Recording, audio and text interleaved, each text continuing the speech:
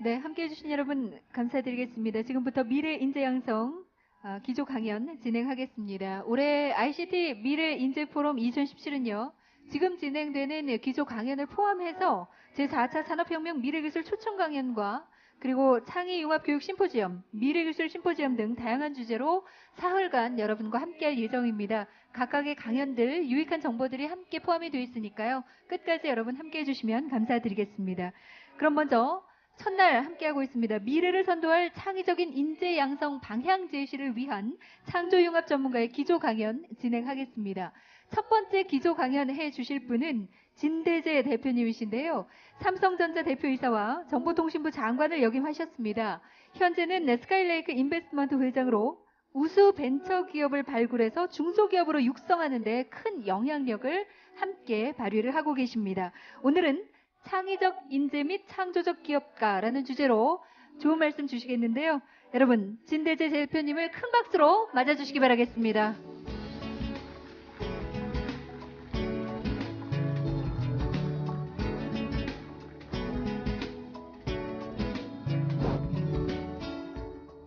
네, 여러분 반갑습니다. 이거 오래간만에 코엑스 오니까 열기가 후끈후끈하네요.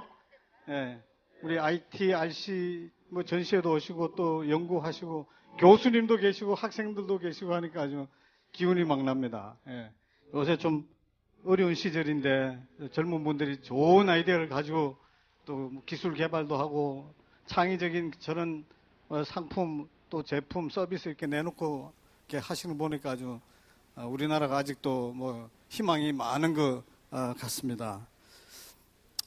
제가 뭐 오래간만에 학생들 만나고 그러는데 양간요 오늘 말씀드리려고 하는 거는 요즘 하도 유행하는 4차 산업혁명 또 거기에 대비해서 우리는 또 창의적인 인재를 어떻게 육성하면 좋은지 또 창의적인 인재가 뭐 어떤 사람인가 이런 얘기를 해보려고 그러고 있습니다. 우선 제가요 어디 가서 강연할 때요 스카이레이크 뭐 이런 회사를 합니다 이러면 그 들어보지도 않고 그 어디 있는 골프장 이름입니까 그래요. 그래서 무슨 골프장 운영하느냐고 물어보는데 여러분들 요 뒤에 계시는 사람들 연세가 뭐 대강 한 20몇 살쯤 되실 것 같은데 저도 벤처 회사를 만들었어요. 이 회사를 스카이레이크라는 회사를 언제 만들었냐 딱 10년 좀 전에 만들었어요. 2006년에 제가 그때 나이가 몇 살이냐 55 놀랍죠? 그죠? 어르신의 55세 벤처회사 만들었어요. 오늘 이제 투자회사긴 하지만, 아마 요 계시는 요 학생들보다는 아마 30살쯤은 많았을 때 회사를 새로 시작했는데, 그 용감하게 한 거 같지 않습니까? 예? 작년에 하셨어요? 연세가 얼마에 하셨어요? 63세 하신, 어유 대단하시네. 저보다 더 한 분이 뒤에 한 분 계시네. 예, 야간 젊은 분들은요 절대로 포기하지 마시고 뭐 새로운 일에 도전하고 하시라고 오늘 말씀도 드릴 겁니다. 양간에 2010년 이제 2010년이 아니고 잘못 썼다 2006년인데 제가 이거 타이프를 잘못 쳐버렸네요. 2006년 10월달에 설립을 해서 지금은 펀드 규모가요 2조가 좀 넘습니다. 지금까지 뭐 투자하는 회사도 많고 그런데 경영권이 있는 회사가 10개쯤 되고요. 직원 수가 뭐 한 4,500명. 제가 투자하는 회사 중에 IT 회사 아닌 것도 있어요. 대체로 다 IT 관련된 회사인데 여러분 저 아웃백 스테이크 하우스라고 들어보셨어요? 들어본 분? 그거 제가 투자해서 제가 운영하는 스테이크 하우스예요. 예. 그 너무 얘기 많이 하면 안 되는데 스테이크 하우스에 투자했다고. 예, 요즘 아주 메뉴도 바꾸고요. 그거 뭐 어떻게 외식업에 뭐 IT 하는 사람이 투자했냐 그러면 저는 그거 제조업이라고 불러요.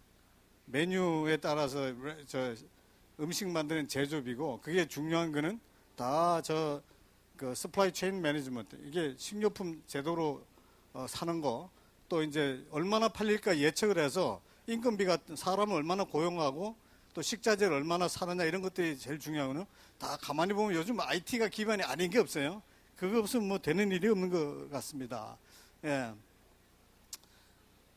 이거는 뭐 옛날 얘기를 좀 저번에 우리 김 교수님 오셔갖고 옛날 얘기도 좀 하라 그러셔가지고 이건 제가 2003년 2월 달에 요 이제 노무현 대통령께서 대통령께서 저한테 임명장을 주는 장면인데요.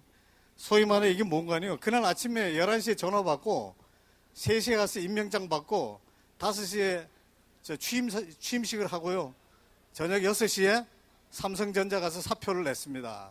나 뭐 그날 하루에 다 끝냈어요. 모든 게. 그 다음 날부터 이제 정부에 가서 일을 했는데 그런 걸 뭐라 그런 거 아니에요? 얼떨결에 공무원 됐다. 이걸 갖다 을공이라 그럽니다. 을공. 을공을 이제 딱 2003년 2월 28일부터 시작을 했는데 그때 제가요 삼성전자 저 스탁 옵션이 저것 때문에 일주일이 모자라서 7만 주가 날라갔어요. 7만 주. 그거 돈으로 계산하면 얼마쯤 될까요? 7만 주인데 이제 200 몇십만 하니까 차이가 한 200만 원 곱하기 7만 주.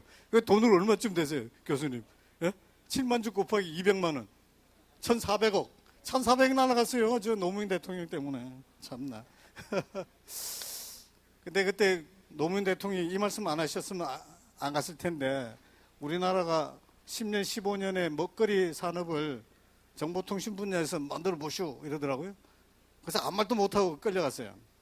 그러고 그 다음날 아침부터, 그 다음날 뭐 이랬는데 우리 강성주 국장님도 그때는 뭐 했어요? 그때? 사무관이었어요? 과장? 사무관이셨어요. 그때는. 제가 끌려가서 일을 하고요. 깜짝 놀라갖고 그러겠습니다. 그러고는 가서 3년 넘어 을공 생활을 했는데 놀랍죠? 3년 넘어 했어요. 예. 요새 또 이제 그때 가서 한 일이 IT 839 전략이라 했는데 아주 재미있는 아이디어였습니다. 이게 9개 신성장 동력을 하는데 세상에 없는 8가지의 방송통신 서비스를 먼저 시작하자. 그래서 와이보로니 뭐 DMB니 세상에 없는 걸 시작을 했고요. 그걸 하게 되면 여기 밑에 있는 세계 인프라가 구축이 될 거다. 뭐 그 얘기를 839 이렇게 했는데 이게 뭐 그때 아주 좀 센세이셔널했어요. 요거 한다고 뭐 난리를 떠니까요. 어떻게 된지 아세요? 주가가 1년쯤 지나니까 2배 됐어요. 코스피 그때 2배가 돼서 제가 시작할 때 700 정도 됐던 게 그게 한 1년 좀 지나니까 한 1200 넘어갑니다. 2배 근처로 올라가더라고요. 저기 제가 말씀드리려고 하는 건 오늘 4차 산업혁명하고 다 이게 좀 관계되는 걸 일부러 보여드리려고 한 건데 저기 밑에 3대 인프라 중에 있는 게 U 센서 네트워크라는 게 있습니다. 그때 저걸 하려고 막 그랬는데 저거는 다 못하고 떠났지만요. 지금 저게 생각해보면 센서를 전국에 다 깔아가지고 네트워크로 만들겠다? 그게 뭐죠? 사물 인터넷이지. 저게 IoT를 그때 한 4년 전에 하겠다고 막 그랬던 거고요. 저 오른쪽 제일 밑에 가면 지능형 로봇이에요. 저거 지속적으로 했으면 지금의 로봇이고 지금의 인공지능이고 그랬던 것 같습니다. 근데 지속적으로 못한 게 좀 아쉽긴 한데요. 하여간 뭐 그런 일이 있었고요. 문재인 대통령 이제 출범을 해서 상당히 희망적인 뭐 이렇게 모습을 보여드리는데 지금 새 대통령한테 이렇게 챙겨달라 하는 게 경제정책 10가지인데 저기 보시면 제일 큰 덩어리가 경제성장이죠. 그러니까 성장에 대한 욕구가 지금 많이 있습니다. 그동안에 성장이 안 됐거든요. 그 다음에는 그 위가 이제 4차 산업혁명이죠. 그 다음에 무슨 금융정책이니 무슨 일자리니 뭐 이런 게 있습니다. 그래서 대통령한테 해달라고 하는 게 우선 저기 경제성장과 4차 산업혁명. 오늘 얘기하고 있는 그 주제인데요. 저도 여기 다니면서 강연하고 신문에 인터뷰도 하는데 최근에 인터뷰하면서 뭐라 그런 거 아니에요. 이거 그냥 경제부총리 갖고는 못하겠더라. 혼자서 우리나라 경제를 다 읽고 가지 못한다. 그러니까 산업부총리 만들어라. 제가 그 주장하고 있어요. 4차 산업혁명에 대비해서 산업부총리를 만들어라. 그리고 한국형 플랫폼 비즈니스를 하는 게 좋겠다. 이게 오늘 저 뒤로 가면요. 한국형 플랫폼이 뭔가 잠깐 언급할 텐데 너무 복잡한 얘기는 안 하겠습니다. 오늘 여기 좀 어수선한 데서 뭐 너무 학구적인 얘기 할 수도 없고요.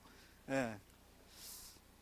오늘 제가 말씀드리려고는 뭐 여기 우리 젊은 분들, 교수님들은 워낙 잘 아시고 계시는 거지만 4차 산업혁명이라는 게 도대체 뭔지 본질적으로 뭘 얘기하고자 하는 건지를 좀 말씀드리고요. 그 다음 거기에 필요한 창의적 인재를 육성해야 된다. 그럼 창의적 인재가 도대체 뭐냐? 보통 때는요, 요즘 제가 강연을 여러 차례 하고 다니는데 4차 산업에 대한 얘기를 하고 그 다음에 우리나라 뭐 특히 뭐 이렇게 중소기업들의 생존 전략이 뭐면 좋겠느냐, 뭘 먹고 뭘 해야지 앞으로 견딜 거냐 굉장히 어려워질 것 같은데 뭐 그 얘기를 주로 하는데요. 오늘 대학생들이 많이 오신다 그래서 그건 빼버리고 대체로 창의적인 사람이 되려면 어떻게 하면 되나 이 얘기를 해드리겠습니다. 괜찮으세요? 그 재미있으세요? 예? 예. 4차 산업혁명이요? 뭐 1차, 2차, 3차, 4차 뭐 앞에 3차가 있었으니까 이제 4차겠죠? 그럼 뭐가 다를까요? 이게 뭐 저 옛날에 전기기관 만들었다. 그 잘 아시는 얘기고 한 몇백 년 전에요. 그거는 이제 사람의 노동력을 말이나 사람이 끌고 밭갈이 하고 하던 그 에너지원을 물의 상변화, 열을 가해서 물이 전기로 변하는 그 힘을 이용해서 전기기관을 만들었죠. 에너지를 다른 형태로 빌려다 쓴 겁니다. 어떻게 보면. 근데 기차에다가 전기기관을 만들면 기차 지가 전기기관 달고 다녀야죠. 에너지를 자기가 만드는 걸 자기가 쓰는 수밖에 없어요. 근데 2차 산업혁명 전기를 발명했다. 그러면 전기기관하고 전기하고는 근본적으로 뭐가 차일까요? 전기도 에너지인데, 에너지 참 만든 건데, 전기는요, 에너지를 딴 데서 만들어요. 다른 사람이 만든 거예요. 그걸 내가 빌려다가 집안에든가, 아니면 뭐 이렇게 공장에든가, 이게 가져왔으니까 얼마나 편리해요? 전기기관 옆에서 내가 돌려가지고 그것을 전기불 켜보세요. 얼마나 힘든 일인지. 근본적으로 에너지의 소스가 딴 데 있고, 딴 데서 만든 걸 배송을 해서 에너지를 배송해서 쓰더라. 이런 얘기로 보시면 되겠고요. 그 다음에 컴퓨터를 만든다. 통신을 한다. 이건 뭘까요? 이제는 에너지가 아니라 정보의 생성. 정보가 이렇게 막 사람들이 만들어낸 걸 컴퓨터가 처리할 수 있도록 만든 게 다 정보통신 혁명이었는데 그거를 다 인터넷을 통해서 다 같이 공유하는 시대가 3차 산업혁명이라고 그러면 그러면 4차 산업혁명이라고 주장을 하는 게 뭐 그게 그건데 컴퓨터 쓰는 건 마찬가지인데 교수님 본질적으로 뭐가 다를까요? 교수님 얘기부터 들어보시죠. 교수님 박수. 큰일 났네. 본질적으로 뭐가 달라요? 단순히 컴퓨터 쓰는 게 아니라 저기에게는 인공지능이 들어간 기계도 생각을 할 수 있는 그리고 그걸 이용한 어떤 산업이 4차 산업이 아닐까 생각이 듭니다. 다 얘기했는지 모르지만. 뭐 100점 답변을 저 대신에 해버리셨네. 저기 4차하고 3차 뭐 본질적인 차이가 뭔 거 아니에요? 방금 말씀하신 거랑 마찬가지인데 4차 산업혁명이 되면 데이터의 생성이 사람만이 아니다. 온갖 종류의 센서나 무슨 기기가 데이터를 만들어낸다. 그리고 그 데이터는 누가 처리하냐? 컴퓨터가 물론 하죠. 누가 인지하느냐? 사람이 아닐 수도 있는 게 주체가. 사람이 아닌 거예요. 판단도 그렇고. 그죠? 쓰는 놈도 그렇고. 사람이 주체가 아니게 된 거가 지금 4차 산업의 본질이에요. 데이터를 만드는 놈은 딴 사물이 만들기도 하고 이제는 인공지능이 그걸 판단해서 사람을 대체해서 일을 하게 되더라. 이게 본질적인 차이입니다. 그렇지 않으면 뭐 별로 차이가 없는 건데, 그죠? 사람이 주체가 꼭 되지 않을 수도 있다. 그걸 뭐 생각하시면 되겠고요. 뭐 이세돌이하고 알파고가 뭐 한판 한 건 작년 이때쯤에 4대 1로 알파고가 승리를 한 건 잘 아시냐고요. 저도 다섯 번 대구 가는 걸 다 실시간으로 보면서 인공지능과 사람과의 관계 이거 아주 열심히 이게 생각해 보는데 어제 또 했지 않습니까? 알파고 2.0 어제는 중국 사람하고 크제라는 친구하고 했는데 알파고 2.0은요 더욱 발달되어 왔어요. 뭐 아주 섬뜩섬뜩해요. 이제는 뭐 이미 이세돌이하고 작년에 할 때도 사람 문제 인공지능한테 이길 수 있는 게 이세돌이 혼자밖에 없다. 마지막에 되는데 어제 보니까 이제 드디어 없을 것 같아요. 전혀 이제 바둑에 관해서는 사람이 뭐 몇 점 깔고도 해야 되는 거지. 예. 근데 특히 어제 했던 알파고 2.0은 사람의 기보를 보고 공부시킨 게 아니에요. 사람은 무관한 거라. 우리가 알고리즘하고 뭐 추리설치 이런 거 넣어줬겠지만 그 인공지능의 신경망 알고리즘으로 지네끼리 바둑을 열다게 둬갖고 실력을 쌓아줘요. 사람하고 무관해요. 두는 방법도 사람하고 달라요. 그게 이제 정말 아주 무서운 일이다 생각이 듭니다. 지가 학습을 해버린 거니까. 뭐 딥러닝, 인공지능 뭐 이게 뭐냐. 인공지능이라는 말이에요. 제가 최근에 알은 건데 저게 1956년에 나온 단어라 그럽디다. 인공지능이라고. 컴퓨터라는 게 제대로 없을 때부터 생각하는 기계를 만들어야 되겠다. 그 사람처럼 행동하는 기계를 만들어야 되겠다. 이런 이제 발상이 있어갖고 열심히 했는데 계속 실패를 했대요. 그것도 최근 몇 년까지 이게 딥러닝이 나올 때까지 여기 강화 이 학습이 나와서 신경망을 쓰는 이게 성공할 때까지는 제대로 안 됐다 그래요.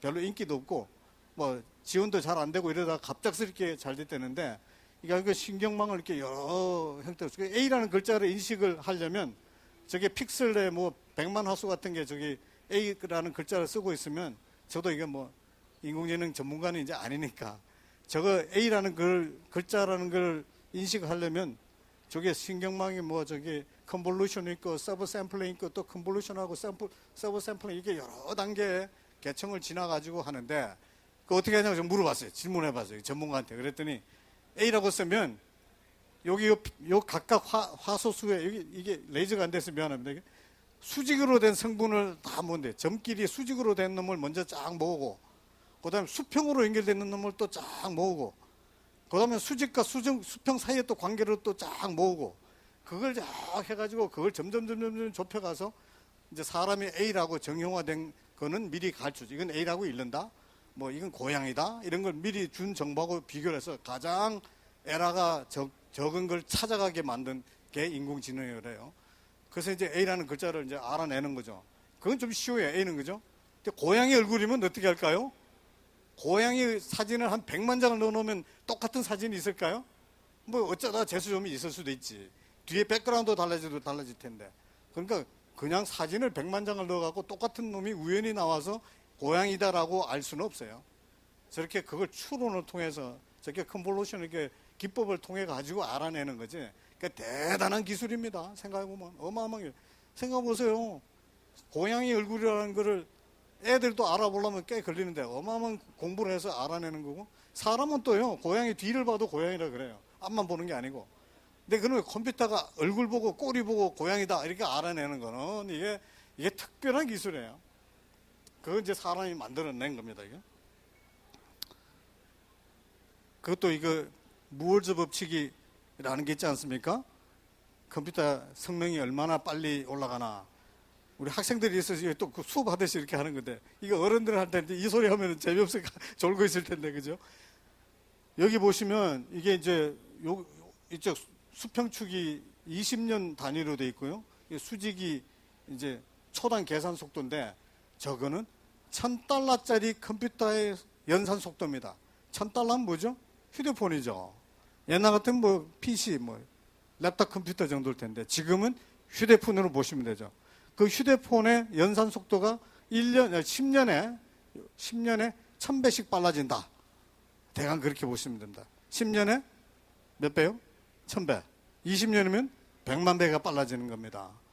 저기 2010년을 보시면 대강 2000년쯤에 계산 속도가 저기 보면 10에 뭐 한 8승쯤 되거든요. 10에 8승. 10에 8승쯤 되는 연산 속도는 잠자리 두뇌가 이렇게 생각하는 속도쯤 된대요.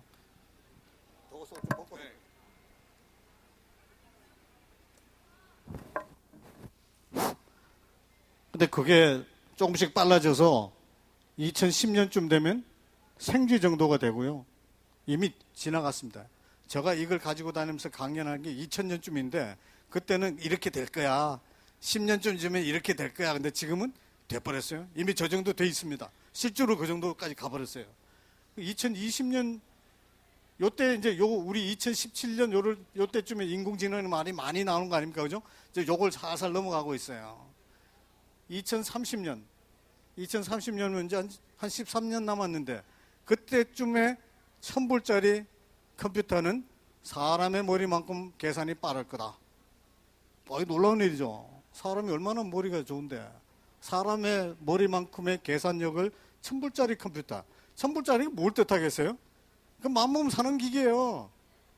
아주 무지하게 비싸서 못 사는 기계가 아니라 슈퍼컴 100만 불짜리가 아니라 마음만 먹으면 주머니에 넣고 다닐 수 있는 1000불짜리 컴퓨터가 2030년 다 살아계시네. 나도 살아있고 다 살아계시네. 2030년은 인간 두뇌만한 거를 주머니에 넣고 다닌다. 그 좀 더 지나면 이제 슈퍼 지능이 나오죠. 정말로 이제 강한 지능이 나오는데 2060년쯤 되면 인류 전체의 두뇌를 다 합친 거래요. 그때는 뭐 한 100억 명쯤 될지 모르겠는데 100억 명의 해당하는 두뇌를 내가 1000불짜리 컴퓨터에 넣고 다닐 거다. 무섭죠? 이제 2060년이 언제 우리가 그러면 상상이 되는 그런 때인가요? 여러분들 벌써 잘 알고 계세요. 영화를 하도 많이 보셔가지고. 무슨 매트릭스, 터미네이터, 무슨 이런 영화들이 저거가 배경입니다. 2060년. 뭐 시나리오 영화 만든 사람들의 시대적 배경이 저게요. 2060년이면 내가 보기에는 요 계시는 분들 살고 계셔. 살아 계시는 거라. 나는 존재하지 않을 텐데. 그 깝깝한 세상 살고 계시는 거라. 그죠? 매트릭스라는 영화가 보면 컴퓨터가 사람 붙잡아다가 자기네들의 에너지원으로 사람을 써요. 사람이 바이오 에너지를 꺼내갖고 자기 컴퓨터 동작에 에너지를 쓰는 그 꼴이 나는 시대를 저 뒤에 분들은 살고 계시는데 그 참 어려운 얘기네 이거 그죠? 예. 4차 산업혁명이라는 본질이 뭘까요? 제가 저 뒤에까지 얘기할 건 미리 끌어다가 아까 4차 산업혁명이라는 거를 데이터를 사람이 아닌 게 만들고 사람이 아닌 놈이 그놈을 인식하고 처리하게 될 거다. 그리고 사람보다 우울해질 거다. 이 얘기를 하는 거거든요. 바둑은 이미 뭐 알파고가 더 앞섰는데 이거 보세요. 오늘 밑에 수평축은요 영어네요. 소프트웨어예요. 소프트웨어. 인공지능을 얘기합니다. 소프트웨어가 이쪽 축이고 수직축은 하드웨어네. 육신입니다. 우리 몸이야. 그죠? 지금 요 보시면 컴퓨터하고 자동차는 뭐 돌아다니기도 하고 그러지만 그 뭐 별로 인공지능 없는 거잖아요. 그죠? 별로 영혼이 없는 거라. 그죠? 근데 그게 살살 생겨요. 휴대폰하고 웨어러블하고 이제 조금씩 움직이고 다니고 저 강아지는 뭐 별로 인공지능이 별로 안 되는 영혼이 없는 놈이지만 어쨌든 잘 움직이는 놈이에요. 아, 이거 두 개가 점차 각각이 만나더라. 그죠? 이게 4차 산업혁명의 이런 현상 중에 하나예요. 시리는 뭐 별로 움직임도 없어요. 몸뚱아리가 없으니까. 근데 말도 잘 알아들었죠. 벌써 꽤나 이제 영악해지고 있는데 알파고, 왓슨 이게 뭐 육신은 없어요. 육신 없는 놈들이 저러고 있거든. 말도 잘 듣고 암 진단도 하고 바둑도 잘 듣는 놈들이 있는데 최근에는 육신을 갖기 시작하네. 요거 이게 참 이게 하여간 요 밑에는 그 말하는 인공지능 그 있죠. 뭐 누구니, 에코니, 뭐 알렉스니 어쩌고 하는 거 요것들 그죠? 이제 몸뚱아리가 좀 생겼어요. 알파고는 몸뚱아리가 없던 놈들이 몸뚱아리가 조금씩 생겼네. 이제 그 위에 페퍼나 이런 건 이제 사람 모양처럼 보이는 거예요. 육신하고 이제 영혼이 만나네. 여기는 더한 거고 오른쪽에 사람 얼굴 저거는 진짜 사람 같잖아요. 그죠? 그게 드론이 다 자율주행차다? 자율주행차가 되면 그 영혼이 들어있죠. 사람도 없는데 지가 굴러가는데 그죠? 사람 생각하고 같은 게 들어있는 거라. 그거보다 더 하면 이제 영화가 되는 거지. 아직은 저런 건 없으니까. 바이센테니얼 이런 영화죠. 로봇가 사람을 좋아해요. 사람하고 결혼하려고 그래요. 그거 어떻게 해요? 그죠? 사람이 너는 안 죽으니까 결혼 못하겠다. 네가 나를 좋아할지 몰라도. 그거 어떻게 해요? 그 로봇가 그래서 내가 200년만 살게. 너하고 결혼하자. 뭐 그런 얘기네. 그죠? 아직 상상력이 있는 거지만. 교수님 저렇게 해석할 수도 있는 거죠. 누가 저렇게 해석하더라고요. 하드웨어에 영혼이 들어가는 게 4차 산업혁명이라고. 그거 모르겠는데.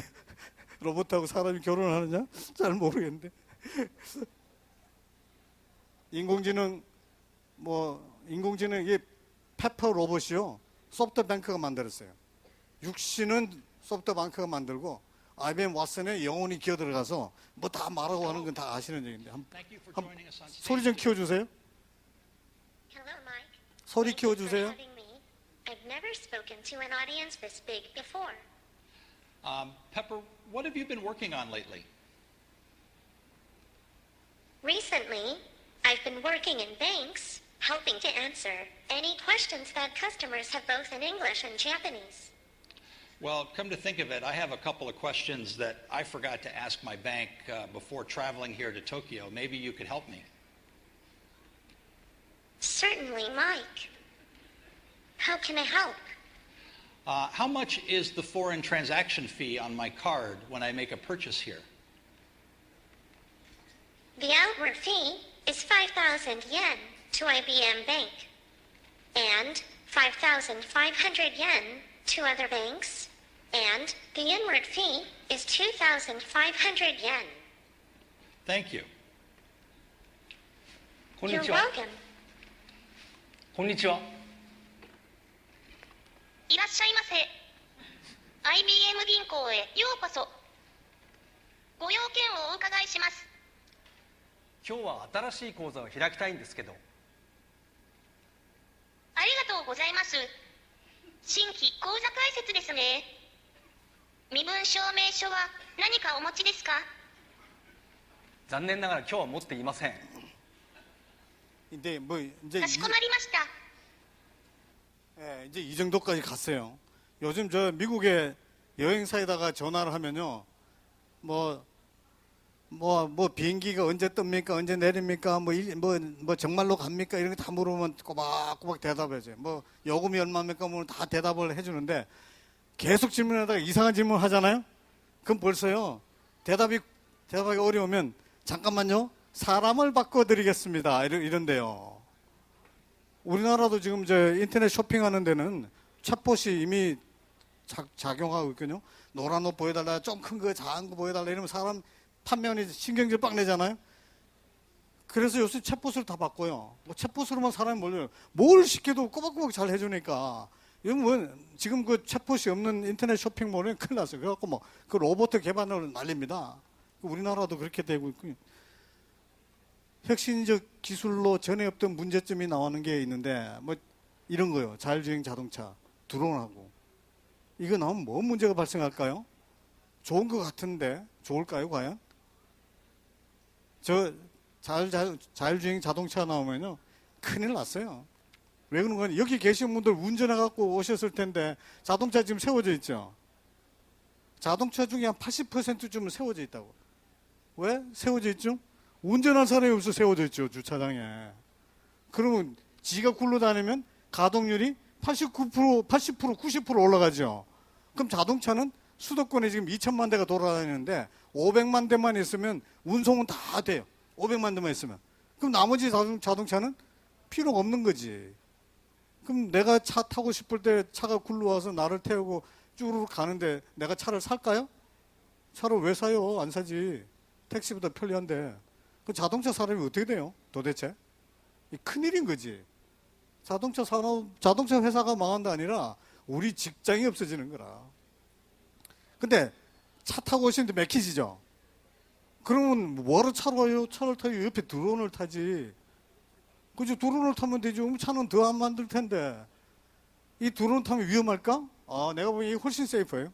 자율로 날아다니면 어디 부딪힐 데 없고. 자동차나 가다 옆에 차라도 박지. 나무라도 박고, 뭐. 남의 집도 들어박는데, 드론은 뭐 박을 게 뭐 있어요, 공간에. 다 지가 알아서 왔다 갔다 하는데.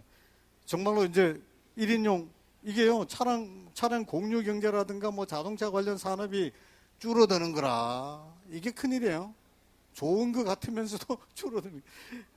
제가 바로 오기 전에 릴리움 Z라는 비디오를 이게 바로 딱 삽입을 해서 왔는데요. 이거 어떻게 날아가나 뜨나 보세요. 이게 뭐 드론 비슷한 거예요. 수직 이착륙합니다. 저런 비행기가. An airplane that takes off vertically like a helicopter. 소리요, 소리. But once it's in the air, it accelerates into forward flight and flies with wing-borne lift. And this way it achieves much higher speeds than cars, but also higher speeds than a helicopter. So connectivity is what it's all about.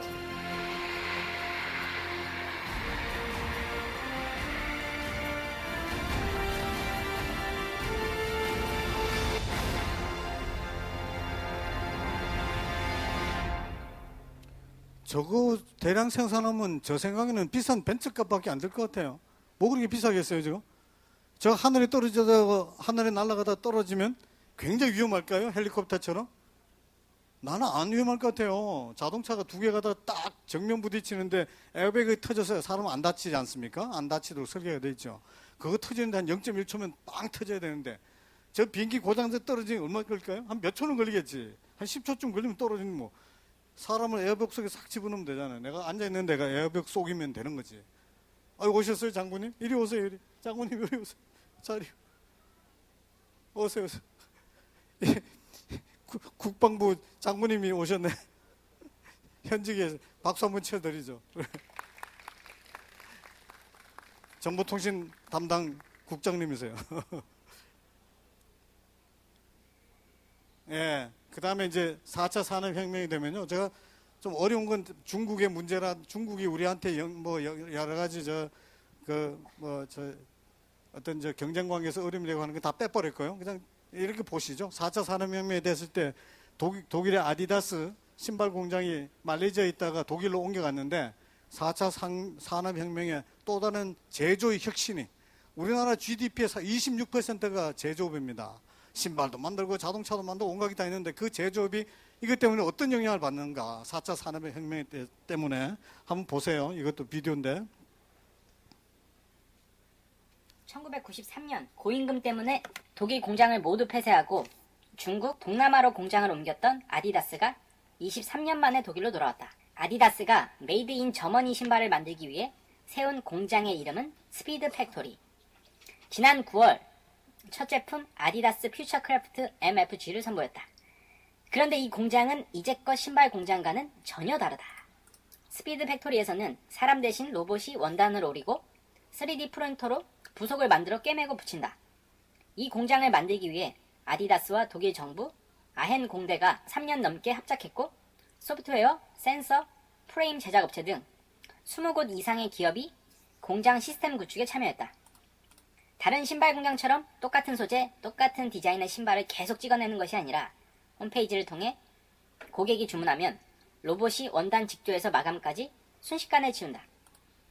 신발 스타일, 깔창, 토제, 색깔, 심지어 신발끈까지 고객 한 명이 원하는 그대로 완전 맞춤형으로 생산된다. 러닝화를 예로 들면 과정은 이렇다. 고객이 홈페이지에 접속해 아래 사항을 선택한다. 스타일, 디자인, 깔창, 외피, 색상, 신발끈. 스타일, 조깅화, 레이싱화, 쿠션화, 안전화 등 유형을 선택하면 아디다스가 기본 디자인을 제공하고 고객은 여기서 더 변형할 수 있다. 충격 완화용 깔창, 경량 깔창 중 한 개를 선택하고 메쉬, 망사, 인조가죽, 합성 수지 등도 선택이 가능하다. 신발 부위별로 아디다스가 제공하는 색상을 선택하고 신발의 모양과 용도에 어울리는 신발끈을 선택 가능하다. 고객의 주문이 끝나면 24시간 인터넷에 연결된 공장 생산 라인이 가동된다. 현재 이 공장은 러닝화만 생산하고 있지만 상품군을 늘려갈 예정이다. 아디다스의 인기 단화 모델 가젤을 주문한다고 해보자. 과거에는 만들어진 가젤이 배를 타고 배달된다. 며칠 기다려 남들과 똑같은 신발을 신는 것이다. 그러나 이젠 당신만의 가젤을 신을 수 있다. 당신이 원하는 디자인과 소재로 재구성된 가젤이다. 두 번째, 로봇들이 신발 한 켤레 만드는데 걸리는 시간은 단 5시간. 현재 아디다스 동남아 공장에서 같은 공정으로 신발 하나를 만드는 데는 3주가 걸린다. 세 번째, 10명이 연간 50만 켤레 생산. 기존 공장에서 50만 켤레를 만들려면 공장 근로자가 600여 명이 필요하다. 디자인에서 매장 진열까지 통상 1년 6개월이 걸린다. 트렌드에 뒤처질 수 있다. 스피드 팩토리는 전체 과정을 10일 이내로 단축시킬 수 있다. 그때그때 만들기 때문에 소비자는 자신만의 신발을 신을 수 있고 아디다스는 악성 재고를 남기지 않아도 된다. 굳이 저임의 동남아 등에서 생산할 필요도 없다. 제품 사이클이 짧아지는 추세에 맞게 소비되는 지역에서 생산하는 방식으로 제조업 규칙을 바꾸려는 것이다. 로봇 생산으로 생산에서 배송까지 현재 6주에서 24시간으로 단축이 가능하다. 시장이 있는 곳에서 완전 자동화된 중소형 공장을 짓는 것이 새로운 유행이 될 것이다. 아디다스는 2017년 애틀랜타, 2018년 일본의 스피드 팩토리를 세운다는 계획을 가지고 있다. 그와 동시에 일자리도 스피드하게 사라질 전망이다. 아디다스는 유지 비용이 거의 들지 않는 로봇 공장을 늘리고 동남아 그리고 중국으로 이전했던 생산시설을 본국으로 불러들일 채비를 하고 있다. 다국적 기업들은 급격한 성장 속에서 잠시 개도국에 맡겨뒀던 생산을 혁신이라는 이름으로 아무렇지 않게 다시 가져오고 있다. 이거 어떻게 해요? 이거 뭐 선진국이 도로 뺏어가요. 그죠? 이거 뭐 우리나라도 뭐 관계가 안 되는 거 아닐 텐데 예를 들면 베트남이라든가 중국의 상당한 부분도 저거 영향을 어마어마하게 받지 않겠어요? 우리도 많은 걸 영향받을 거고 지금처럼 뭐 사람이 컨베이어 벨트 앞에 앉아가지고 뭐 이렇게 물건을 갖다 꿰받치고 무슨 땜질하고 하는 것들은 대체로 없어진다는 얘기죠. 그리고 뭐 신발 뭐 가서 가서 이렇게 보기만 하고 돌아와서 컴퓨터에 꾹꾹 찍으면 하루 이틀 내로 갖다 주니까 무슨 어디 뭐 매장에 가서 사긴 뭘 사요. 자, 아디다스가 그러면 제조만 하는 공장 같은 제조회사인가요? 이제 유통이 왜 필요해요? 아디다스가 다 물건 팔면 되는데 유통이 찌그러지는 거죠. 또 제조 잘하는 사람한테, 아니면 유통한테 제조에 콧게 갖고 살든가. 세상이요, 제조하는 게 유통이 서비스하고 그냥 결합이 일어나는 거예요. 제조만 해서도 안 되는 거고, 유통이라든가 소비자 바로 근처가 있어야 된다. 이게 생산 공장이 바로 도시로 옮겨와서 생산할 거네. 저게 얼마만에 혁신한 건가니. 보통은 신발 만들면 재봉틀로 막 깁고 합니다. 그건 자동화가 안 되겠죠, 그죠? 그러면 저 독일에서 했던 자동화는 뭘까요? 그 핵심에 들어가 보면 그냥 풀칠해갖고 붙이면 되는 강력 접착제, 그 다음에 소재, 이런 거 다 바꿨다는 얘기입니다. 자동화하기 위해서. 단순히 그냥 사람 안 쓰고 기계로 뭘 했다가 아니라 그 모든 프로세스나 소재나 부품을 바꿨다, 이런 얘기가 되겠죠. 뭐 여기에 정말 우리가 눈여겨봐야 될 거고, 이게 제조업이 전부 우리 유통화 되더라, 서비스화 되더라. 그 영어 단어가 있습니다. 제조의 서비스화를 서비타이제이션을 서비스화 된다 그래요. 거의 모든 제조업이 저런 형태의 밸류체인이 바뀐다. 아주 정신 똑바로 차야 돼요. 할 일이 없어져요, 잘못하면. 그래서 뭐 아까도 많은 사람이 이제 일을 할 게 없어졌는데, 그 조립 공장에서 이렇게 저렇게 해갖고 꼭 로봇 암처럼 움직이는 사람들은 직장을 빨리빨리 바꿔야 돼요. 자기가 바꾸면 국가에서 재교육을 시키든가. 지금 아디다스라는 회사의 핵심 역량은 뭘까요? 소비자들이 뭘 좋아할 건지, 그죠? 무슨 색깔로 가는 건지, 모양을 뜨는 건지, 개별적으로 뭘 좋아하는 건지, 그걸 빠르게 알아내고, 그러니까 마케팅이죠. 기획을 하고, 그걸 디자인을 하고, 그걸 빅데이터로 처리하고, 그래서 물건이 잘 팔리는지, 재고 이런 거 없거든요. 그게 핵심 역량이네. 기획하고, 마케팅하고, 디자인하고, 그죠? 인공지능 쓸지 알고, 이래야 되지. 뭐, 제조하느라고 뭐 풀칠할 줄 알고, 이거 아무 쪽에 쓸모가 없네.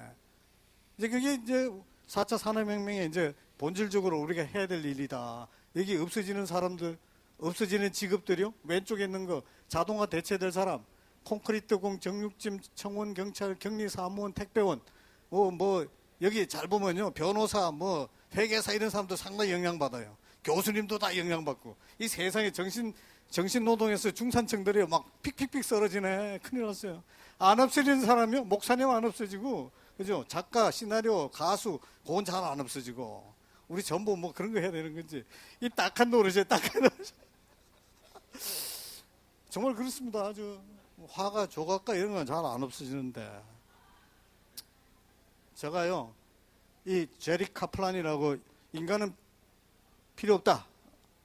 영어 제목은, 이 책이 영어 제목은 Humans Need Not Apply. 회사에서 직원 채용을 하는데 사람은 응모하지 마라 이래요. 우리 여 뒤에 계시는 젊은이들 참 요즘 대기업에 가고 뭐 직장 잡아야 되고 이러는데, 요런 소리가 나오니 이것도 얼마나 골치 아파요, 그죠? 예.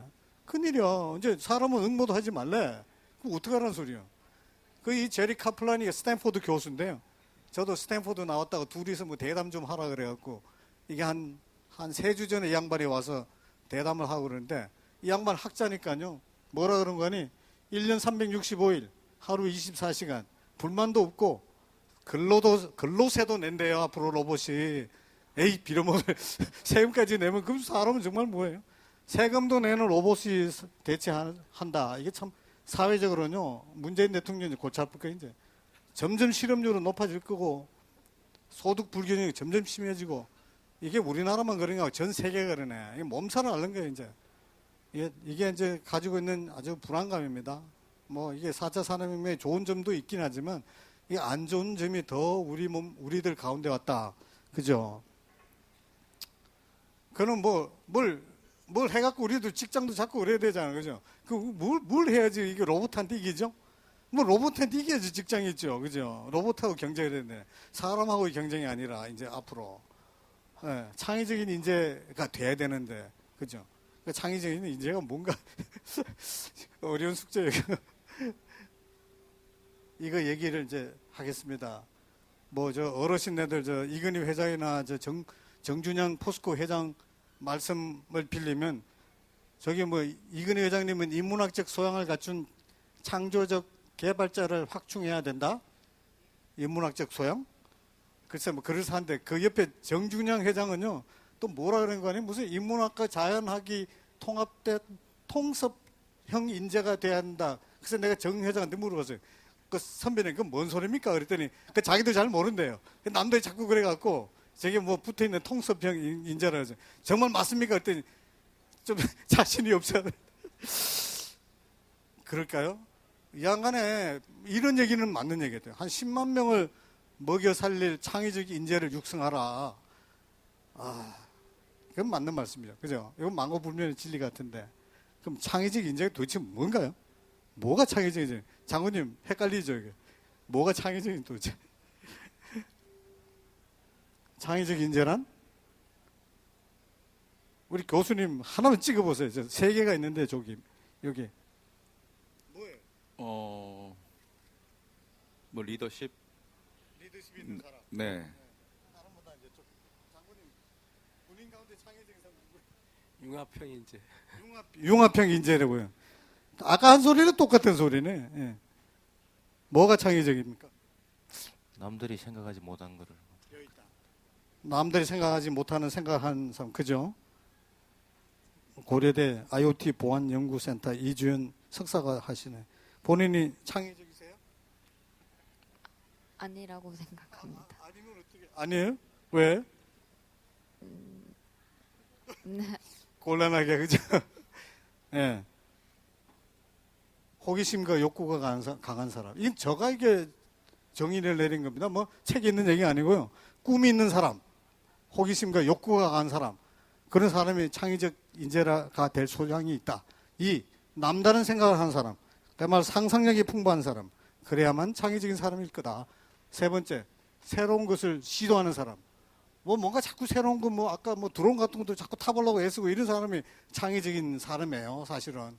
그래서 도전을 열심히 하는 사람, 그런 사람이죠. 제가 시간이 많으면 요 뒤에를 다 이렇게 물어보고 그럴 텐데 그냥 하나씩 그냥 손들기 한번 해보겠습니다. 창의적인 사람은 전문 지식을 잘 갖춰야 하나? 맞다, 틀리다. 전문적인 지식을 많이 갖춰야 된다. 맞다. 동의하는 사람 손 들어보세요. 이것도 저것도 아니면 안 돼. 창의적인 뭐 이게 뭔가 자기 생각이 있어야 돼. 아니다. 전문 지식 필요 없다. 이것도 저것도 아닌 분들이 되게 많아. 새로 전문적인 지식이 필요하다. 아니다. 필요 없다. 필요하다가 조금 많으신 것 같으네. 뭐 그럴 수 있습니다. 생각은 다 다를 수 있으니까. 인문학적 소양이 있어야 한다. 그러니까 기술자가 인문학적인 소양이 있고 인문학적인 사람이 기술도 알아야 된다. 이런 얘기죠. 그러니까 양쪽을 좀 양수 겸장을 할 수 있는 사람이 맞다.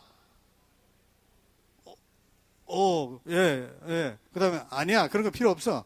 하나 전문성만 있으면 돼. 예. 뭐 양쪽을 좀 안다는 게 좀 더 있네요. 인성이 좋아야 한다. 인성이 좋아야 한다. 그래야 창의적이다. 예. 그건 상관없다. 창의적인 거. 아주 못된 놈이 창의적이 있다. 예. 이것도 비슷하시네요. 비슷해. 아주 반반이네요. 예. 창조적 인재는 모든 분야에 필요한가? 모든 분야에 필요하다. 아니야. 예술이나 이런데 필요하다. 여기 좀 적으시네. 예. 하여간, 예. 한 집단에 몇 퍼센트의 창조적 인재가 필요한가? 한 50% 있어야 된다. 손 들어봐요. 50%가 창조적이라 해야 된다. 아니야. 한 10%만 있으면 된다. 10%. 아니, 한 1%만 있으면 된다. 대체적으로 통계적으로요, 한 7%쯤 있어야 된대요. 더 많으면 배가 산으로 가버리고 안 된대요. 10% 조금 적은 숫자가 저렇게 엉뚱한 생각하는 사람이 있어야 된다. 너무 많으면요, 정말 큰일이에요. 그것도 소위 말해 골 때리는. 예, 그렇답니다. 리더는 창조적 인재라 하나?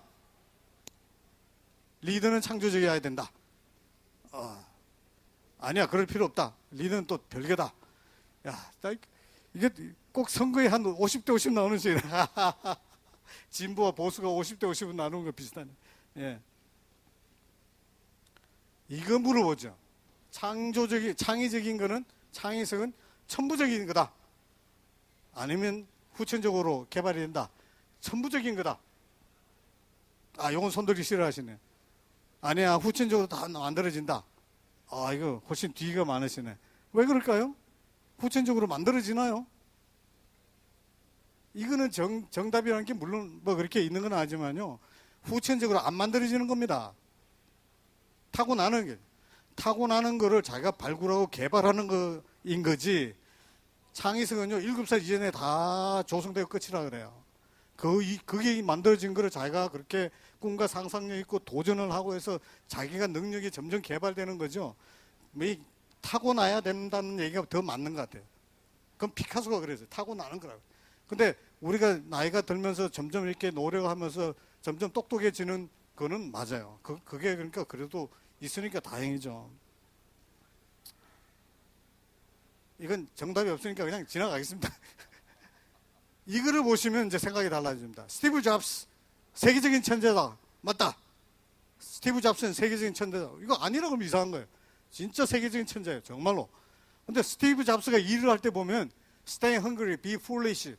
뭐 배 좀 고파야 되고 좀 약간 어리석은 점이 있어야 돼. 그래야지 아이파드도 만들고 리사 맥킨토시에 뭐 아이튠즈도 만들고 다 저런 걸 만든다. 뭐 어떻든 뭐 근데 스티브 잡스가 일을 하는 10계명을 보세요. 일을 할 때는 이렇게 하라 하고 하는 스티브 잡스 10계명을 보면 1에서 10개가 있는데 완벽하게 업무를 챙겨라. 2. 전문가를 최대한 활용하라. 3. 냉혹하게 판단하라. 4. 외부 소리만을 믿지 마라. 5. 끊임없이 연구하라. 6. 결론은 간결하게 정리하라. 7. 비밀을 지켜라. 8. 작은 팀 위주로 운영하라. 9. 채찍보다 당근을 주어라. 10. 견본품에 샘플에 최선을 다하라. 아, 이거 스티브 잡스 같은 어마어마한 사람이 일을 할 때 이렇게 해라라고 하니까 우리 정말 아주 중요하게 배워놓을 만한 건데 저기 뭐 왜 창의성이란 말이 없어요? 아까 이근희 회장처럼 뭐 창의적이라 되고 이런 말이 왜 없어요? 왜 그럴까요? 일을 한 데는 이렇게 하면 되는 거지. 창의성이란 말 안 해도. 일을 하는 건 이렇게 하면 된다. 그래서 저도요, 열심히 생각을 해봤어요. 도대체 조직에서 일 잘하는 사람은 어떤 사람인가? 이건 뭐 책에도 없어요. 이거 제가 만든 차트니까 틀릴 수도 있고요. 네? 조직 안에서 일을 잘하는 사람이 뭐냐? 이쪽은 Y축은 실적, 일을 잘하는 실적. X축은 소통. 회사 안에서 이렇게 소통 잘하고 또 실적도 잘 내는 요걸 XY축으로 딱 그려보면 일 잘하는 대다수는 가운데 이렇게 있겠죠. 그죠? 대다수 한 80% 90%는 가운데 다 열심히 하는 사람들이 많이 있는데 이거 웃지 마세요. 내가 만든 차트니까 웃긴 얘기 나오는데 소통만 하고 일 못하는 놈은 소위 말해 뺀질이라고 그죠? 우리 군에서도 뺀질 그죠? 요 가지고 혼내주는 놈들 아니에요. 그죠? 뺀질이. 예. 그럼 일도 안 하고 소통도 안 하는 요거는 시세 바로 꼴통이지. 그죠? 꼴통. 그죠? 꼴통이라고 그러지 않습니까? 꼴통. 그죠? 꼴통. 근데 요건 더 큰일이네. 독불장군. 소통 안 하면 더 큰일이에요. 일은 잘하는데 회사 소통 안 하는 사람은요, 사고 치면 큰 사고 쳐요.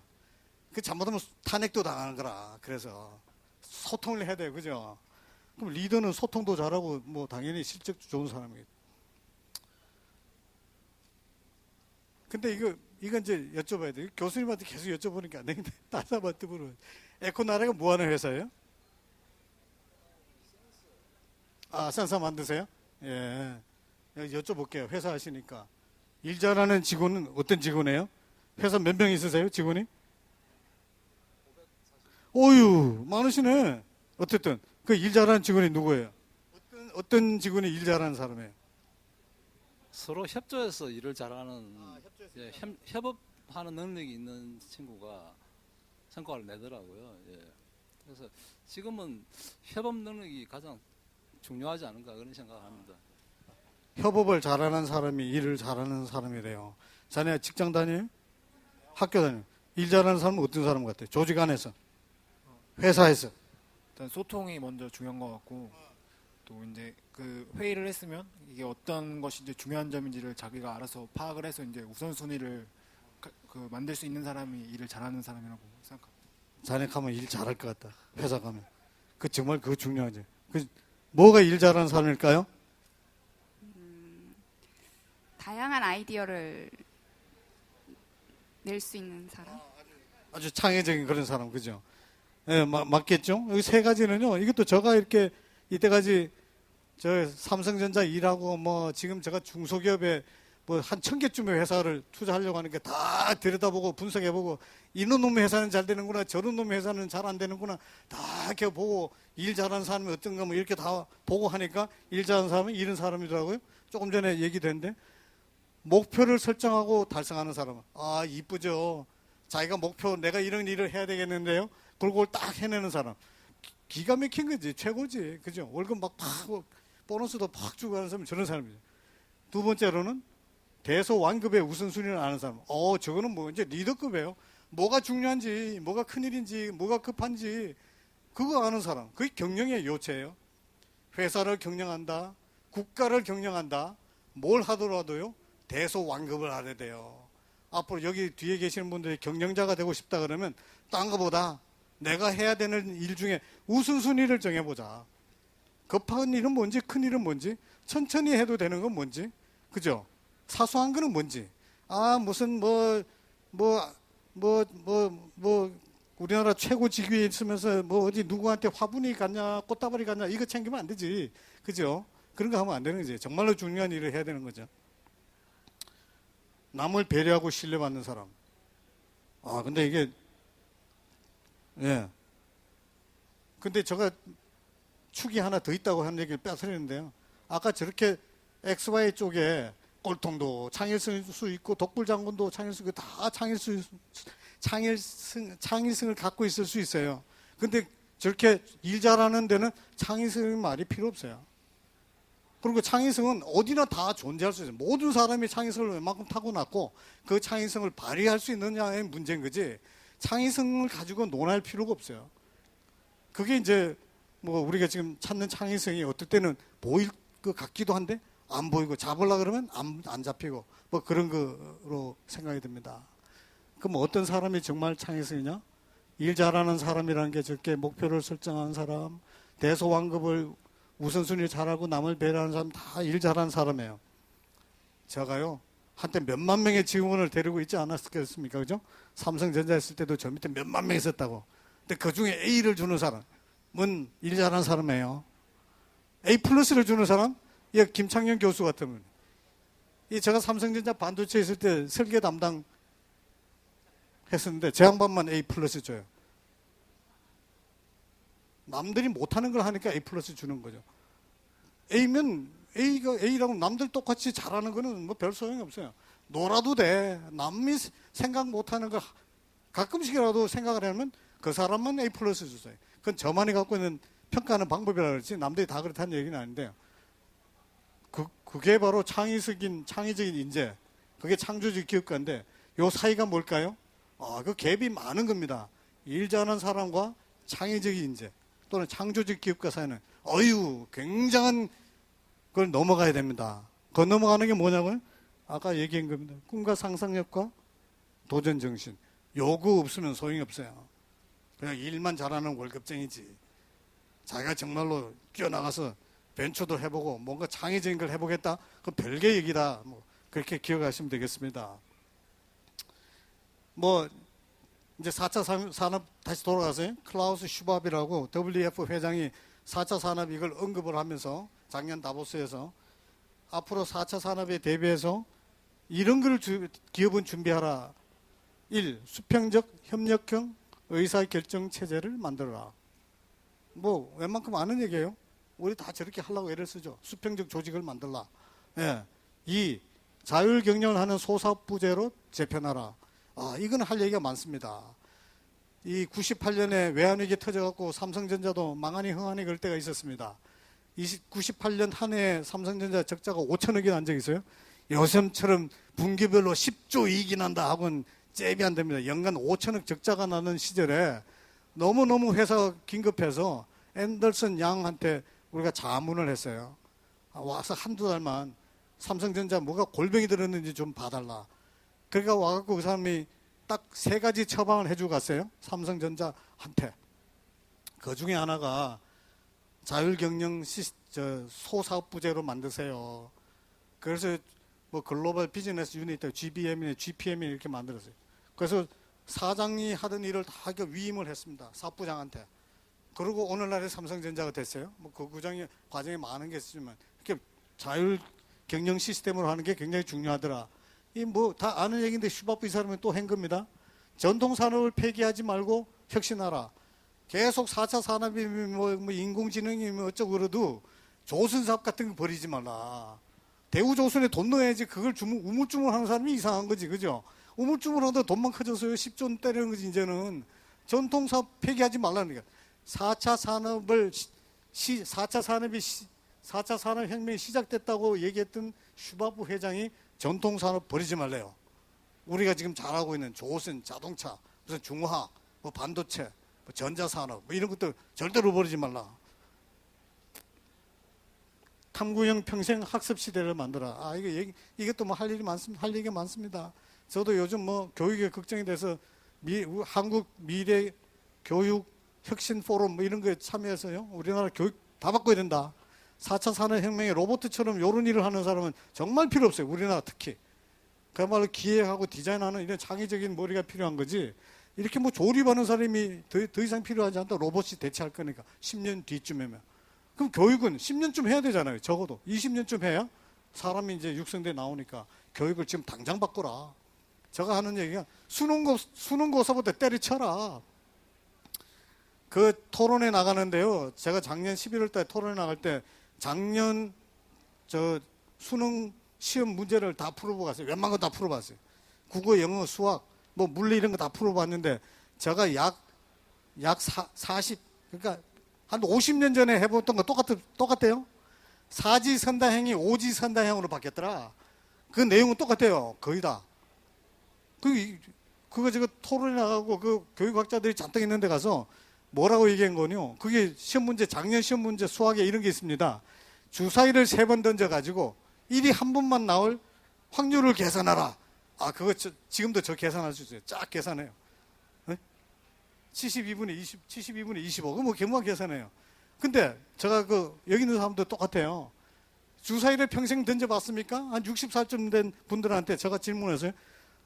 여기 계시는 분들 주사위를 지금까지 한번 던져본 적 있냐고. 아니 어릴 때면 장난으로 던져봤겠지만 그 다음에 주사위를 던져갖고 뭘 해본 적 있냐고. 주사위 던져갖고 주식 투자했습니까? 뭐 해봤습니까? 던져본 적이 한 번도 없어요. 근데 그걸 왜 죽으러 살라 그 경우의 수 공부를 해요? 그런 거 안 나타날 건데 평생 살아가는데 해보지 않는 애를 왜 그렇게 무지무지하게 공부를 시켜요? 그거 이상하지 않습니까? 뭐를 그걸 해요?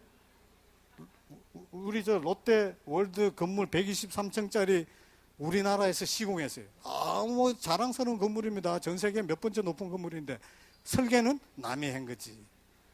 우리는 남이 해놓은 걸 그냥 만들기만 연락이 만들었네. 앞으로는 원천 설계를 할 줄 알아야 돼. 우리나라도. 산업 형태의 2차 방정식 연락이 풀어갖고 뭘 해요? 2차 방정식 어디다 쓰는지도 모르는데. 내가 박사 갖고 있는 여러 사람한테 물어봐도 이거 물어볼까 겁내하셔요 지금. 2차 방정식 어디다 쓰느냐, 우리 실생활에 2차 방정식 어디에 쓰느냐 아는 사람이 없어요. 교수님 잘 모르시죠? 2차 방정식 우리 생활 속에 어디에 써요? 뭐 교수님도 모르셔. 2차 방정식이라는 거를 우리 생활에 어디다 써요? 그 수많은 2차 방정식 풀어봤는데, 그죠? 근해 공식만 외우면 되는데, 그놈을 온갖 그 비비꼬아 갖고 6번, 7번 꼬면 어려운 문제, 2번 꼬면 쉬운 문제. 그거 뭐하러 풀어요, 그거? 어디에 쓰는지도 모르는데? 2차 방정식 아시죠? 그거 어디 써보셨어요? 우리 환경에 딱 쓰는 게 하나 있습니다. 이게 뭐 제곱에 비례해야 되잖아요, 그죠? 제곱에 비례하는 거는 중력 가속도처럼 등가속 환경에서만 일어나는 일이에요. 볼이 이렇게 떨어지면 그 속도는 시간의 제곱에 비례하거든요. 거리나 이런 것들이. 그죠? 속도는 뭐 가속도 시간에 비례하는 거지만 제곱에 비례하는 건 거리죠.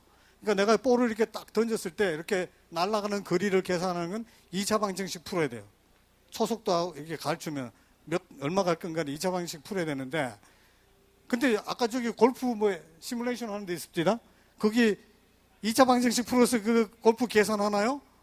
거기에 스핀도 계산하고 바람도 있고 공기 저항도 있고 한데 2차 방정식 저래 가라죠. 다 그 유체값 계산하고 뭐 탄도 미사일 계산하듯이 하는 거지. 2차 방정식을 누가 풀어요 거기다가. 그 되지도 않은 거 공부시키고 있는 거지. 진짜로 웃기는 얘기네. 그거부터 빨리 고쳐야 돼 우리나라에. 문제 해결을 위한 전반적인 지식이 필요하다.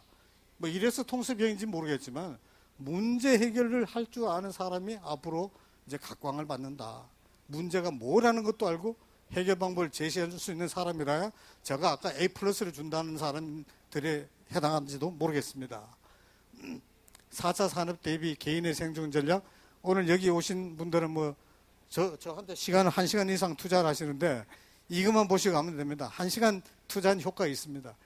제가 어디 가서 주로 기업의 생존 전략, 당신네 회사 앞으로 망한다. 아까 제조업의 서브타이제이션이나 무슨 플랫폼 형태의 사업을 해야 된다 이 소리를 하지만 오늘 우리 학생들이 있으니까 당신은 어떻게 살 거요? 이 얘기입니다. 4차 산업에 대해서 로봇가 뭐 난리를 떨고 이러면 일면 학생들한테 물어보는데 어떻게 사실 거예요?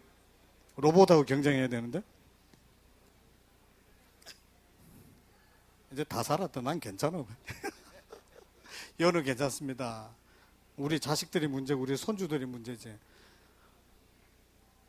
이거 아까 얘기입니다. 문제 해결 능력을 갖춘 전문가가 되라. 아까처럼 제가 보기에는요. 통수비 인재가 되는군요. 저 회장 될 사람은 통수비 인재 되고 밥 먹고 살아야 되는 젊은 바쁜 사람은 빨리빨리 전문가가 되십시오. 남의 숙제, 남의 문제점을 해결할 수 있는 능력을 갖춘 전문가가 돼야 돈을 받고 일을 하죠.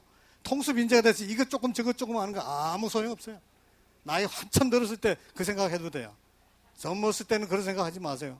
제가 저 장관에 있을 때 매일 젊은 사람들 오면 저한테요. CEO가 되려면 뭘 준비해야 됩니까? 그러더라고요. 한 20살쯤, 24살쯤 된 사람이 당신 CEO 언제 될 건데? 30년 뒤에 될 건데. 그 30년 뒤에 걸 왜 걱정하냐고 지금. 30년 뒤에 걸 지금 나이에 왜 걱정하냐고. 30년 되동안에 많은 걸 공부할 수 있는데 그동안에. 그리고 뭐 대표이사가 뭐 자기 전문성이 뭔지 모르지만 굳이 뭐 상법을 알아야 되고 무슨 뭐 회계학을 알아야 돼. 아무것도 몰라도 돼요. 옆에 할 사람 충분히 있습니다. 돈만 좀 해주는 사람도 많고 자기가 잘하는 거 정말로 무슨 센서를 잘하시면 센서를 정말 전문적으로 하는가. 인공지능을 정말로 특출나게 잘하든가 이게 필요하지. 이것저것 조금씩 하는 게 아무 소용없더라. 예? 많은 사람들과 네트워크를 하라. 이 로봇가 못하는 걸 해야죠. 그죠? 로봇가 못하는 게 뭐죠? 이 한잔 하는 거 안 되네. 한잔 하는 건 절대로 안 돼요.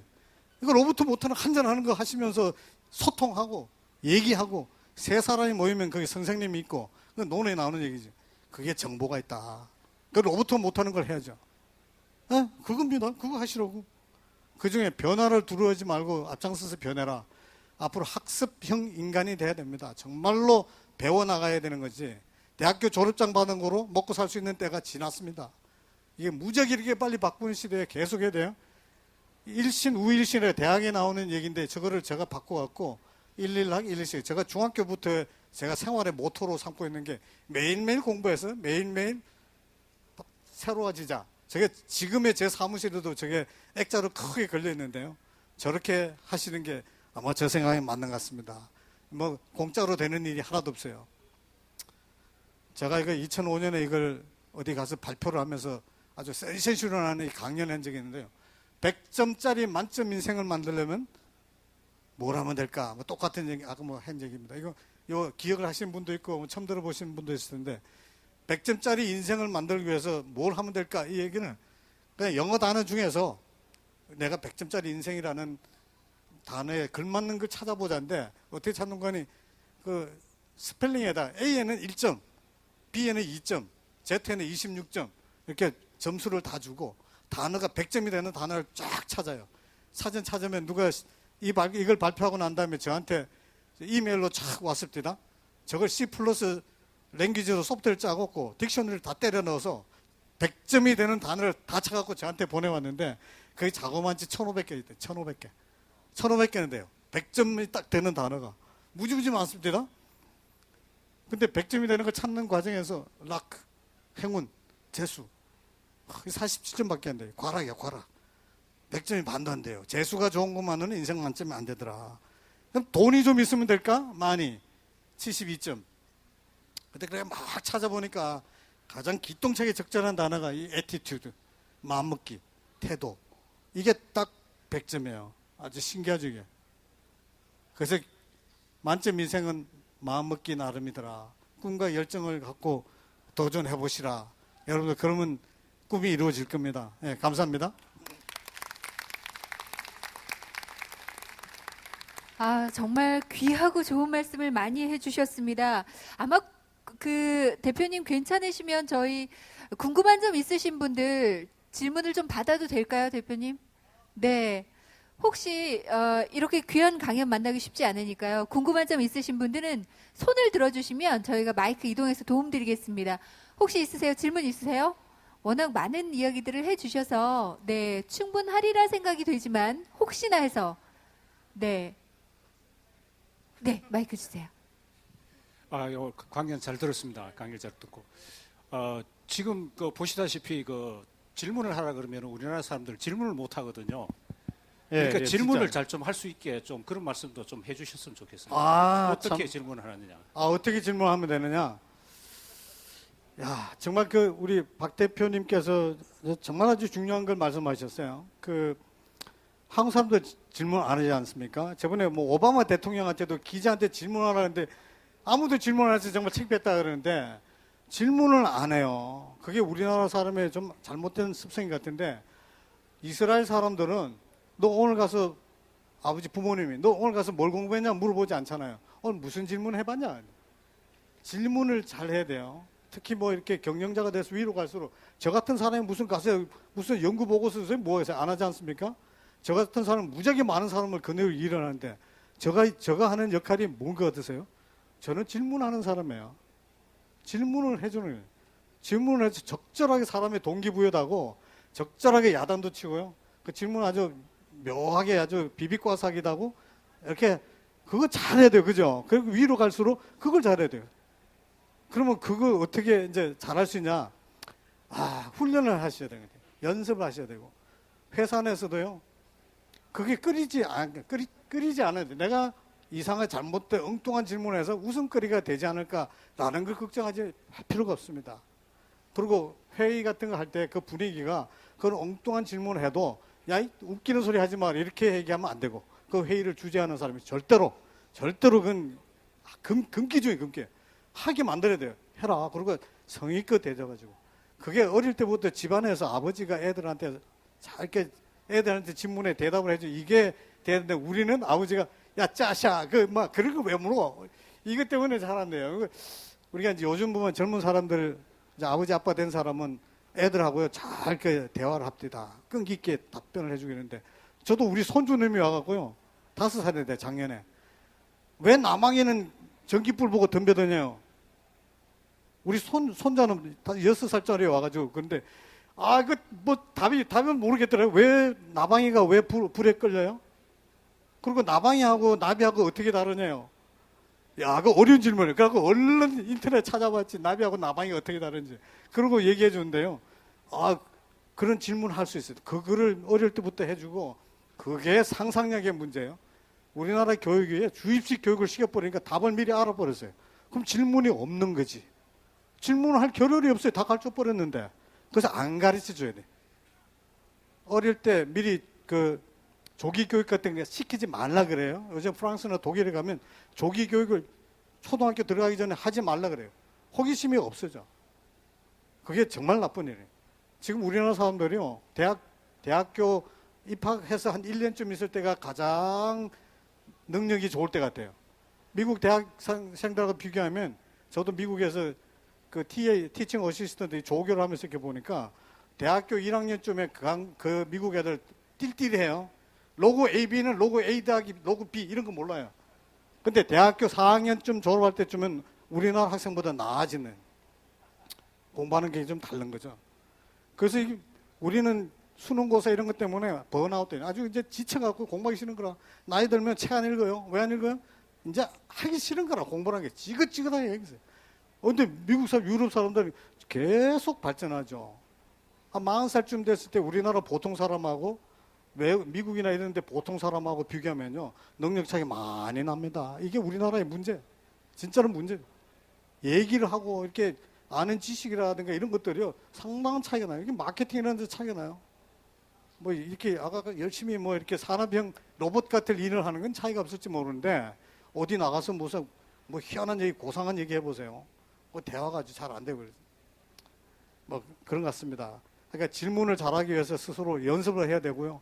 그리고 그걸 보고 있는 사람도 절대로 그거 갖고 야단치지 말고 문제집을 제가 삼성전자 했을 때 갖고 있는 철칙 중에 하나는 회의를 하고 뭐 이게 수십 명 모아놓고 회의를 하는데 딱 뭐 누가 지금 무슨 문제가 있습니다 라고 했을 때 그래 문제에 대해서 막 토론하고 난 다음에 엄마 네가 그거 해결해봐. 그게 절대로 하면 안 됩니다. 절대로.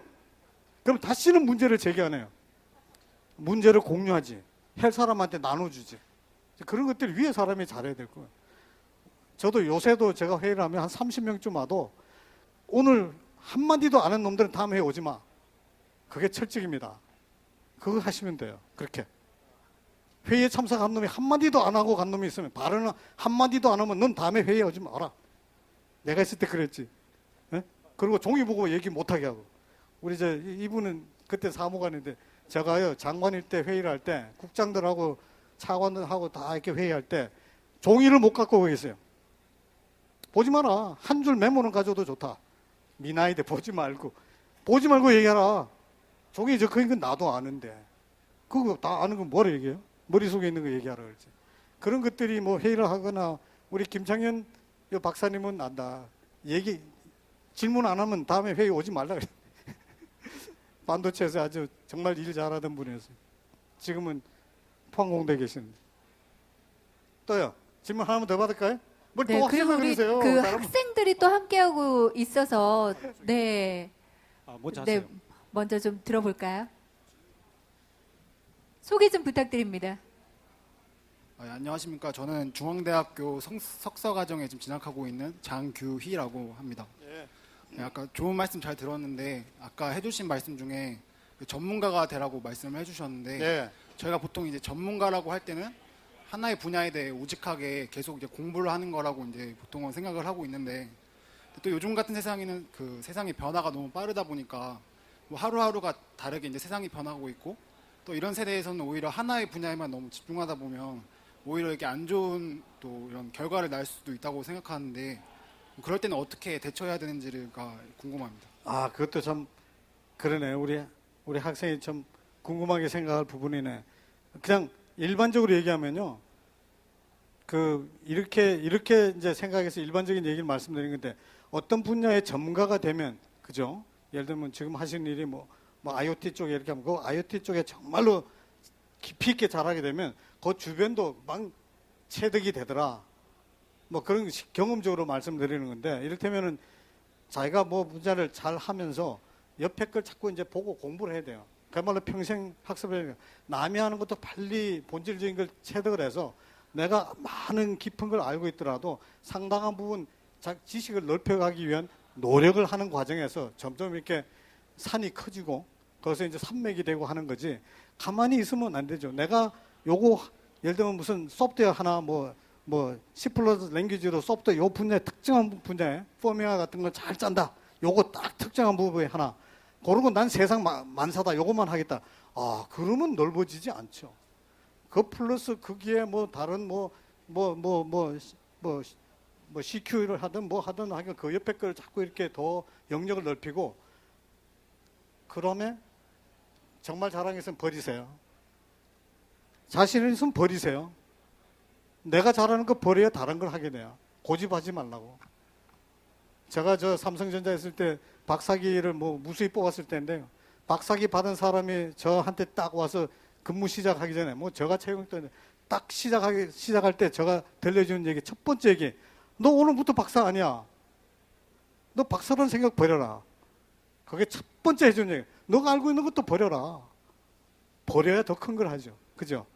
네가 바늘구멍으로 세상을 보지 마라. 그게 제가 얘기해 주는 것 중에 하나입니다. 네, 큰 도움이 됐을 거란 생각이 듭니다. 고맙습니다. 그리고 아까 왜 그 질문 잘하는 방법 잠깐 얘기하셨습니다만 대표님 그래도 저희 아무래도 학생들이 좀 많이 있어서 한 분만 더 여쭤봐도 될까요? 우리 머리 긴 학생 굉장히 열심히 듣고 있어요. 네, 저희 질문 있으시면 먼저 하셔도 됩니다. 질문 있으세요? 네네네. 그 말씀 잘 들었습니다. 잘 들었는데 저는 이제 그 요새 이제 R&D하고 혁신에 관해서 계속 이제 화두가 되고 있는데 지금 보면 우리는 혁신에 화두해가지고 이제 뭐 빌 게이츠나 뭐 스티브 잡스 또는 이제 주커버그 얘기를 하는데 그 사람들 다 중퇴한 사람이다 하고 얘기를 하는데 실제로 이제 R&D 현장에서는 어떤 게 나오냐면은 석박사, 석사 몇 년 이상, 박사 몇 년 이상만 참여하셔야 하거든요. 그럼 상당히 지금 정책 담당하시는 분들이 그런 얘기를 해요. 혁신에 뭐 정말로 혁신하는 사람들 이런 사람이다 해놓고는 실제 이제 그 R&D 현장에서는 그런 벽을 쌓아놓고 있거든요. 그걸 어떻게 좀 깨우쳐 줄 수 있으면 좋겠는데 장관님이. 아이고 뭐 되게 어려운 질문 주문하시네. 그 뭐 스티브 잡스나 무슨 뭐 빌 게이츠 같은 사람이 정말로 잘 있겠습니까? 또 육성을 하자고 해서 잘 되는 것도 아니고 그죠? 근데 이제 우리가 뭘 보셔야 되는 거 아니? 스티브 잡스라는 정말 아주 세계적인 천재가 있다 그러면 그 옆에 있는 사람은 어떤 사람일까요? 우리가 그걸 잘 모르고 있는 겁니다. 스티브 잡스를 보좌해서 애플이라는 정말 아이폰이나 이런 아주 세계적인 명품 전화기를 만들든 무슨 뭐 컴퓨터를 만드는 거기에 소위 말 아키텍트 그야말로 그 아주 천재급의 한 사람이 몇 명이나 있을까요? 한 100명 있을까요? 1000명 있을까요? 우리는 그거는 몰라요. 스티브 잡스밖에 모르지. 그게 디자이너하고요, 구매 담당하고요. 그게 그 스티브 잡스 그 바로 밑에서 우리가 잘 모르지만 어마어마한 사람들이 있습니다. 그 뭐 컴퓨터 아키텍처에서부터 뭐 소프트웨어 한다든가 무슨 뭐 온갖 걸 잘하는 사람 쫙 있는데 그 사람은 육성할 수 있는 사람들이에요. 우리가 잘 모르니까 스티브 잡스만 얘기했는데 그 밑에 사람은 육성 가능하고 그 사람들이 실질적인 일을 하는 사람이죠. 제가 마이크로소프트 내 부사장쯤 하는 사람한테 야 빌 게이츠가 뭐 어쩌서 뭐 빌 게이츠 뭐 해갖고 마이크로소프트 부사장쯤한테 아주 그냥 뭐 VP가 아니고 유젝티브 VP죠. 빌 게이츠한테 리포트한 사람한테 그랬더니 빌 게이츠가 뭔 일을 합니까? 그러더래 나한테. 그 양반 다니면서 말만 하죠. 일은 다 자기들이 하는데. 그걸 이해를 해야 되는 거죠. 예. 그러니까 정책 당국에서 박사나 이런 사람을 데려오는 그 아키텍트 쪽에 정말로 실질적인 리더가 있거든요. 그 사람이 실질적인 일을 하는 게 맞죠. 그러니까 이제 그렇게 생각을 해주시면 그 앞뒤가 좀 맞을 수 있죠. 예. 네, 고맙습니다. 네. 더 많은 이야기 나눴으면 좋겠는데 시간이 좀 한정이 돼서 여기까지 진행하라는 요청이에요. 저더러 여기 세워놓고 얘기하라면요 밤새고 하니까 이제 그만하는 게 좋습니다. 네, 여러분 다시 한번 큰 박수 부탁드리겠습니다. 오늘 진심으로 감사드리겠습니다. 고맙습니다. 고맙습니다. 아마 우리 청년들에게는 큰 희망을 주셨고 그리고 기업하시는 분들께도 도움의 말씀 많이 주셨으리라는 생각이 듭니다. 이렇게 미래인재양성 기조강연 첫날의 강연은 모두 마무리 짓겠고요. 내일 오후 4시 반에는 제4차 산업혁명 미래기술 초청강연에서 미래사회 로봇을 주제로 UCLA 댄스홍 교수님의 강연이 진행이 됩니다. 내일도 많은 관심 부탁드리겠습니다. 함께해 주신 여러분 고맙습니다. 안녕히 돌아가십시오.